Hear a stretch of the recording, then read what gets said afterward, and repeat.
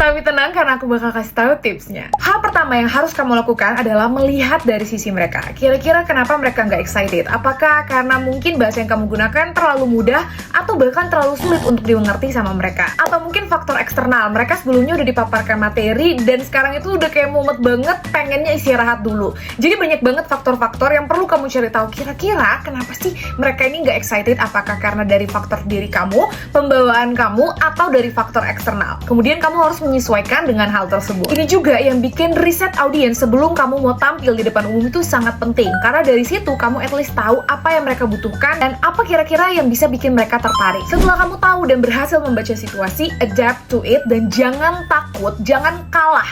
Jadi istilahnya energi kamu itu nggak boleh kalah sama mereka. Karena inget, kamu yang megang mic, jadi kamu sebenarnya satu-satunya orang yang punya kekuatan untuk membangun suasana atau menciptakan suasana tertentu di ruangan tersebut. Nah, aku akan kasih tahu beberapa tips yang bisa kamu lakukan ketika hal ini terjadi dalam presentasi ataupun public speaking kamu. Yang pertama, jangan cuman di panggung aja, interaksi langsung sama mereka. Turun panggung, jumpain mereka, ajak mereka ngobrol.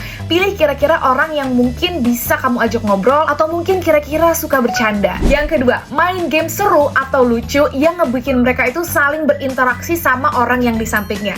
Selain bisa meningkatkan kehangatan dan keterbukaan dari mereka, ini juga bisa bikin suasana jadi lebih seru. Dan kalau mereka udah ketawa, percayalah pasti mereka akan lebih terbuka buat dengerin kamu. Ngomong-ngomong soal ketawa, kamu juga bisa gunakan humor yang sekiranya relate dengan topik ataupun dengan audiens kamu. Dan yang ketiga, mainkan tempo. Kamu tahu nggak sih kalau setiap tempo itu memiliki maknanya sendiri?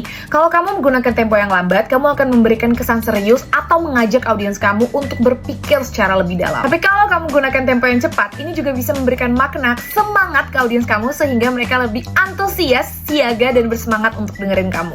Jadi mainkan kedua tempo ini untuk menghasilkan suasana yang kamu butuhkan. Tadi dia beberapa tips dan hal yang bisa kamu lakukan. Oke, semoga bermanfaat.